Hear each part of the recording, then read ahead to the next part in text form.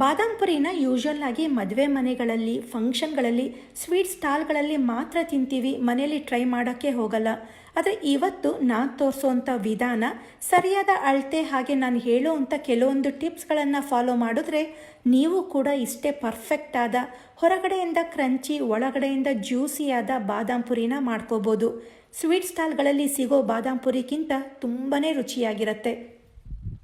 ಈ ಬಾದಾಮ್ ಪುರಿ ಮಾಡಲಿಕ್ಕೆ ಮೊದಲಿಗೆ ಒಂದು 25-30 ಬಾದಾಮಿನ ಬಿಸಿ ನೀರಿನಲ್ಲಿ ಒಂದು 4 ಗಂಟೆ ಮುಂಚೆನೇ ನೆನೆಸಿ ಈ ರೀತಿ ಸಿಪ್ಪೆ ತೆಗೆದು ಇಟ್ಕೊಳ್ಬೇಕು.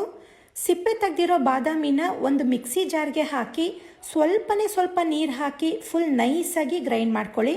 ಆದಷ್ಟು ನೀರು ಕಡಿಮೆ ಹಾಕಿ ಈ ರೀತಿ ನೈಸಾಗಿ ಗ್ರೈಂಡ್ ಮಾಡ್ಕೊಳ್ಬೇಕಾಗತ್ತೆ.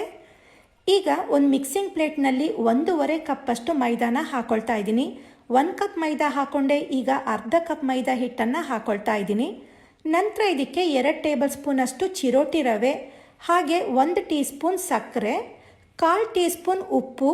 ಇದಕ್ಕೆ ಅಡುಗೆ ಸೋಡಾ ತುಂಬ ಇಂಪಾರ್ಟೆಂಟ್ ಆಗುತ್ತೆ, ಅದರಿಂದ 1/4 ಟೀ ಸ್ಪೂನ್ ಅಡುಗೆ ಸೋಡಾ ಹಾಕ್ಕೊಳ್ತಾ ಇದ್ದೀನಿ.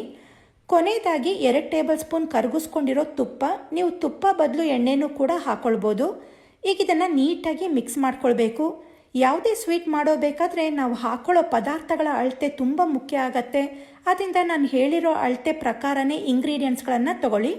ನೋಡಿ, ಈ ಹಿಟ್ಟನ್ನು ಕೈಯಲ್ಲಿ ಮುಷ್ಟಿ ಕಡ್ದಾಗ ಈ ರೀತಿ ಉಂಡೆ ರೀತಿ ಆಗಬೇಕು.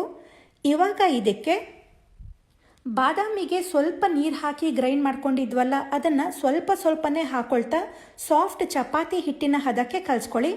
ನಾನು ಆವಾಗಲೇ ಹೇಳ್ದಂಗೆ ಬಾದಾಮಿನ ಗ್ರೈಂಡ್ ಮಾಡ್ಕೊಳ್ಬೇಕಾದ್ರೆ ನೀರನ್ನು ಕಡಿಮೆ ಹಾಕ್ಕೊಳ್ಳಿ, ಇಲ್ಲಾಂದರೆ ಹಿಟ್ಟು ಕಲಿಸ್ಕೊಳ್ಳೋಬೇಕಾದ್ರೆ ನೀರು ಜಾಸ್ತಿ ಆಗತ್ತೆ.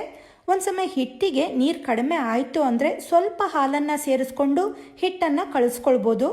ನೋಡಿ, ಹಿಟ್ಟನ್ನು ಈ ರೀತಿ ಸೆಮಿ ಸಾಫ್ಟಾಗಿ ಕಲಿಸ್ಕೊಂಡ ನಂತರ ಮೇಲ್ಗಡೆ ಸ್ವಲ್ಪ ತುಪ್ಪ ಹಾಕಿ ಸವರಿ ಸ್ವಲ್ಪ ಹೊತ್ತು ಹಿಟ್ಟನ್ನು ನೆನೆಯಲಿಕ್ಕೆ ಬಿಡೋಣ.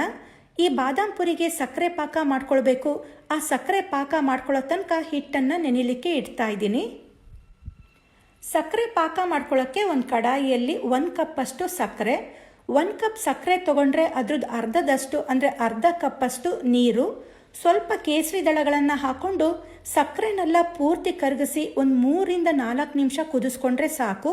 ತುಂಬ ಕುದಿಸಿ ಗಟ್ಟಿ ಪಾಕ ಮಾಡ್ಕೊಳ್ಬಾರ್ದು, ಹಾಗೆ ಜಾಮೂನಿಗೆ ಮಾಡ್ಕೊಳ್ಳೋ ಥರ ತೆಳು ಪಾಕನೂ ಆಗಬಾರ್ದು. ಇದು ಕುದಿಲಿಕ್ಕೆ ಸ್ಟಾರ್ಟ್ ಆದಮೇಲೆ ಇದಕ್ಕೆ ಅರ್ಧ ಟೀ ಸ್ಪೂನ್ ಏಲಕ್ಕಿ ಪುಡಿ ಹಾಗೆ ಚಿಟಿಕೆಯಷ್ಟು ಫುಡ್ ಕಲರ್ ಹಾಕಿ 1 ನಿಮಿಷ ಕುದಿಸ್ಕೊಂಡ್ರೆ ಸಾಕು. ತುಂಬ ಕುದೀತು ಅಂದರೆ ಬಾದಾಮ್ ಪುರಿನ ಈ ಪಾಕದಲ್ಲಿ ಎದ್ದುದಾಗ ಆರಿದ ಮೇಲೆ ಬೆಳ್ಳುಗೆ ಸಕ್ಕರೆ ಥರ ಕುತ್ಬಿಡತ್ತೆ. ಅದು ನಮಗೆ ಬಾದಾಮ್ ಪುರಿ ಮೇಲೆ ಪಾಕದ್ದು ಶೈನಿಂಗ್ ಇರಬೇಕು. ನೋಡಿ, ಈ ಪಾಕ ಈ ರೀತಿ ಶೈನಿಂಗ್ ಇದ್ದು ಈ ಥರ ಅಂಟಂಟಿರಬೇಕು, ಹೊರತು ಪೂರ್ತಿ ಎಳೆ ಪಾಕ ಬರಬಾರ್ದು.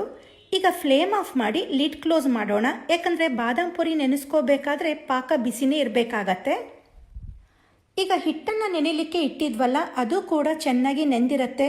ಮತ್ತೆ 1 ನಿಮಿಷ ಹಿಟ್ಟನ್ನು ಚೆನ್ನಾಗಿ ನಾದ್ಕೊಂಡು ಸಣ್ಣ ಪೂರಿ ಮಾಡ್ಕೊಳ್ಳೋಕ್ಕೆ ಹಿಟ್ಟನ್ನು ಎಷ್ಟು ತೊಗೊಳ್ತೀವೋ ಅಷ್ಟು ಹಿಟ್ಟು ತೊಗೊಂಡು ಸಣ್ಣ ಪೂರಿ ಥರ ಸ್ವಲ್ಪ ತೆಳುವಾಗೆ ಉಚ್ಕೊಳ್ಬೇಕಾಗತ್ತೆ. ಇದನ್ನು ಉಚ್ಕೊಳ್ಳೋಕ್ಕೆ ಒಣ ಹಿಟ್ಟನ್ನು ಹಾಕ್ಕೊಳ್ಬೇಕು ಅಂತ ಏನಿಲ್ಲ, ಸಲೀಸಾಗೆ ಹಾಗೆ ಉಚ್ಕೊಳ್ಬೋದು. ಇದನ್ನು ಫೋಲ್ಡಿಂಗ್ಸ್ ಮಾಡೋದ್ರಿಂದ ಮತ್ತೆ ದಪ್ಪ ಆಗತ್ತೆ. ಅದರಿಂದ ಈಗಲೇ ಇದನ್ನು ಸ್ವಲ್ಪ ತೆಳುವಾಗಿ ಉಚ್ಕೊಂಡು ನಂತರ ಇದಕ್ಕೆ ತುಪ್ಪ ಸವರಿ 2 ಸಲ ಫೋಲ್ಡಿಂಗ್ ಮಾಡಿದ್ರೆ ಟ್ರಯಾಂಗಲ್ ಶೇಪ್ ಬರುತ್ತೆ, ನೋಡೋಕ್ಕೂ ಚೆನ್ನಾಗಿ ಕಾಣಿಸುತ್ತೆ. ಹಾಗೆ ನಾವು ಉಚ್ಕೊಂಡಿರೋ ಹಿಟ್ಟು ತುಂಬ ದಪ್ಪ ಆಯಿತು ಅಂದರೆ ಅದು ಪಾಕನ ಹೀರ್ಕೊಳ್ಳಲ್ಲ.